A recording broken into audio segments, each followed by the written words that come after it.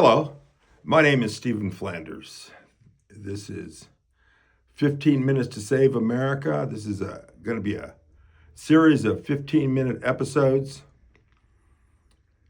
examining what went wrong with this country, how we might be able to fix it, and why fixing it is important.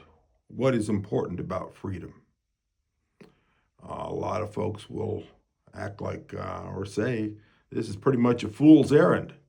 There's a lot of sentiment today that, America is nothing but a racist, capitalist, oppressive empire, flawed from the very beginning, set up by a bunch of dead white men, plutocrats bent on oppression and domination. Well, I used to think that. And so, let me talk a little bit about my personal history. Growing up born in 1953, in the 1950s, early 60s, I can remember going to football games and standing up for the national anthem and just wondering how I could have been so lucky to be born into this country. Then I started becoming aware of the civil rights movement and how black folks and other minorities had been treated.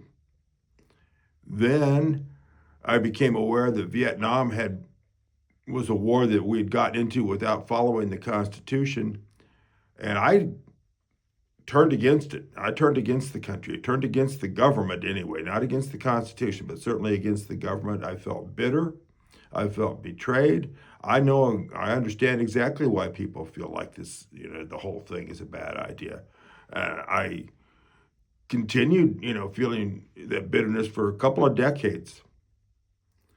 And it was in the 1980s. I was a bit of an activist, being involved with some left-wing causes, living in the Bay Area at the time. And it suddenly struck me after about the 15th time getting together about some cause or another and being told this is all about community. And I noticed that everything they talk about was about community and building community, but everything they proposed was big laws to be enacted at the federal level and carried out by the federal government that did everything, just killed a sense of community.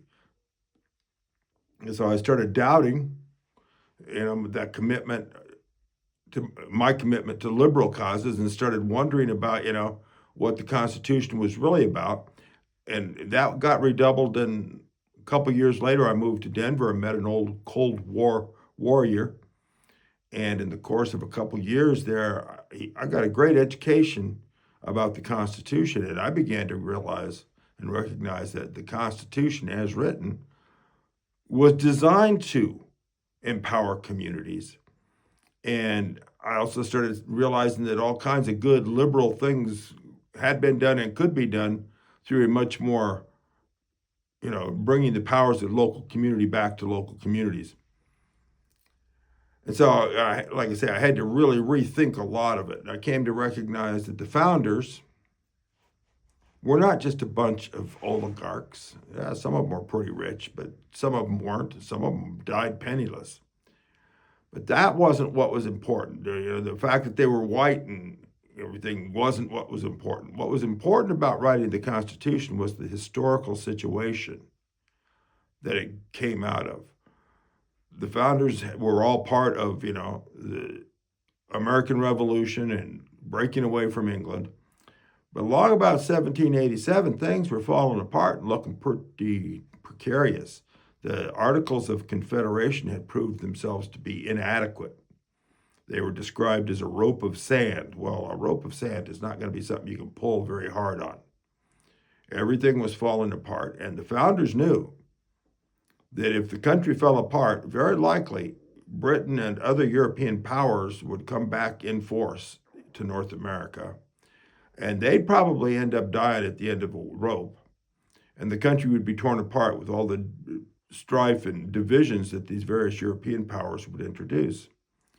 And so when they sat there and started writing the Constitution, they knew they needed to come up with a good form of government that would also pass muster with the most politically astute populace in the world, which was the American people. So it was quite a challenge. They needed to come up with something that would last and be able to keep the nation together, but also would appeal to the people. Okay, so they drew on, ancient wisdom, probably going back to ancient Persia, and definitely drawing on the Hebrew culture and ancient Greece with the city-states, Rome, Britain. They even borrowed some concepts and some thinking from the Iroquois. And they put together a government that was designed to nurture up Republican virtues in the citizenry. And that was going to be accomplished, and it was accomplished by having a ornate structure of checks and balances, balancing the greed and power mongering of one group of elected officials against another group of officials, okay, to form this space. You had, on the federal level, you had the Congress and the legislative branch balanced against the executive branch, with the judicial branch as a third. Okay, so kind of a three-sided lean-to teepee. And all of that was put into balance against the states, who had similar kind of legislative, executive, and judicial branches balanced against each other. Okay, and then the local government had, the county sheriff and people voting. The whole point was to have this kind of ornate pyramid, at the center of which was a small, self-governing republic. They wanted to replicate the kind of thinking that went on in the Greek city-states, but they wanted to avoid the problem of the Greek city-states and the Roman city-states, which was, as time went along, one of the city-states got more strong than the others and started forming an empire, which destroyed that dynamic of self-government, or they got conquered by some other empire or became an empire themselves, all of which destroyed that thinking, that consciousness of republic and the republican virtues being formed in those small republics. That's what that was intended to. The whole structure was intended to preserve that local structure within which people were self-governing, because self-governing people started becoming much more moral and much more strong citizens, able to keep a republic together. And that was the goal, and that's really what they accomplished. You need to recognize, and we have forgotten, that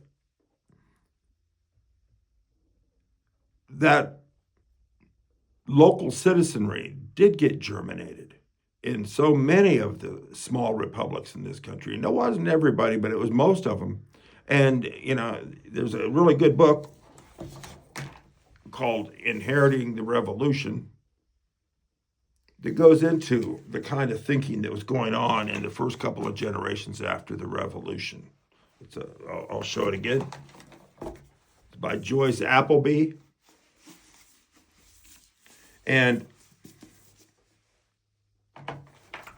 it was a time of great reform, not just political reform. Local communities started forming libraries. They started forming volunteer police departments. Obviously, they started having schools, and there were political reforms in the air.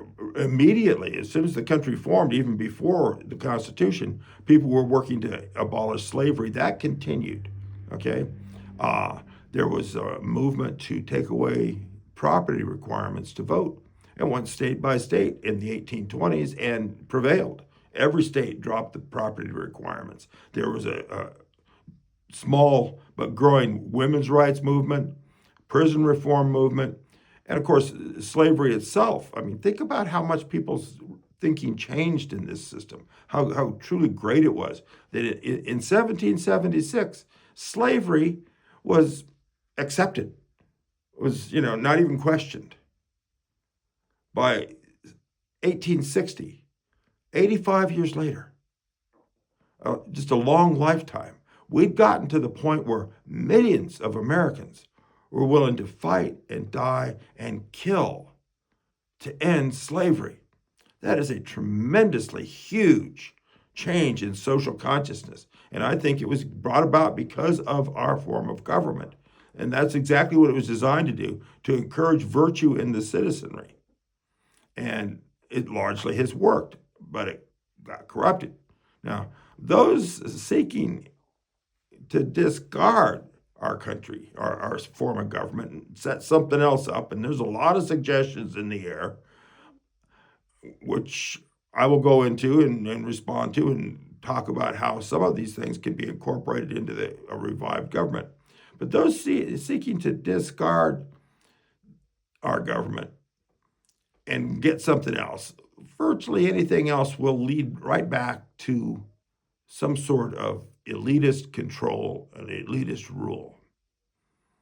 There's an old saying, don't throw the baby out with the bathwater, which means don't, in the course of trying to clean things up and get rid of corruption and just make things better, don't allow yourself to lose sight of what is precious that you're trying to preserve while you're trying to get rid of all the bad things.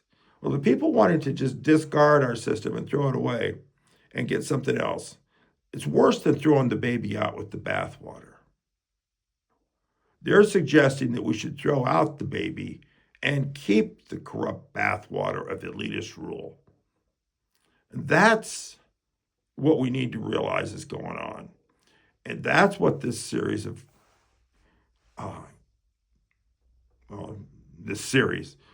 15-minute explanations is about. And the only thing I want to add to that is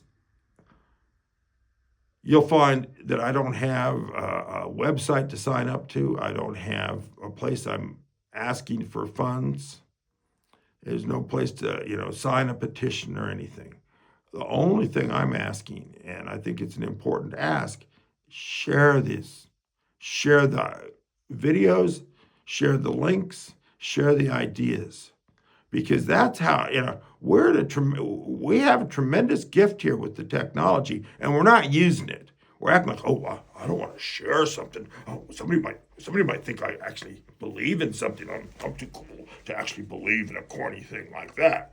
Well, yeah, right. Until some influencer that your friends say, oh, that's a good guy. Oh, you share that then. I'm real enthused about that because I'm part of a parade. I want to be in the herd. Well, no.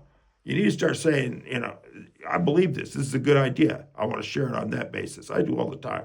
People think I share too much. But just share it.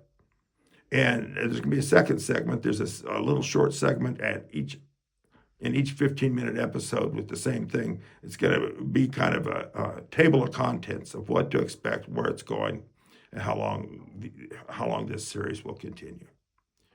Thanks for listening. Be sure and share. Okay, this is kind of a table of contents and where we're going with this series. The blog, which if you want to read a bunch of my other writings and this whole thing, is lifeinafascistcountry.blogspot.com. The blog post that contains this most of the information in this series is, once again, lifeinafascistcountry.blogspot.com. How and why to save America.html. Now, all the different episodes are numbered here. The first one is going into how the press got controlled by the rich, then into corporate personhood and how to deal with that. Then the progressive era with the 16th, 17th, 18th Amendments, Wilson's government by experts, and then what FDR did in 1933 and kind of ran a fascist coup, and I'll go into that, and socialism and Social Security in 1947, which is maybe the most important, how the First Amendment was really turned on its head and is used in a completely different way than we think. How we lost what I call local community moral self-government, and because of that, lost the blessings of liberty. How that also tied in with our history of racism and elitism, the kind of reforms and refounding that can be carried out and how we could accomplish all that by the creative use of technology, setting up a true public forum.